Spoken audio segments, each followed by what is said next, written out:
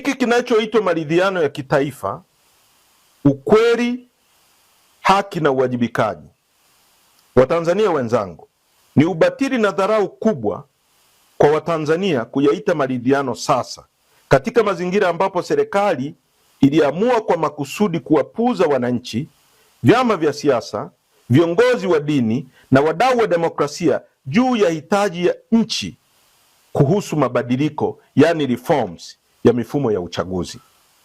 Ni wazi kabisa hakuna maridhiano bila haki na hakuna haki bila uwajibikaji.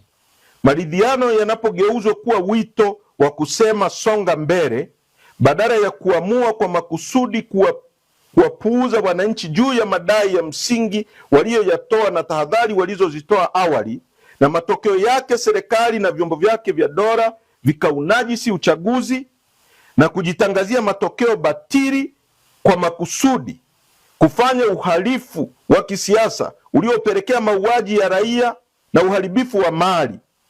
Wito huo wa maridhiano ni wa kupumbaza na hauna ukweli nyuma yake.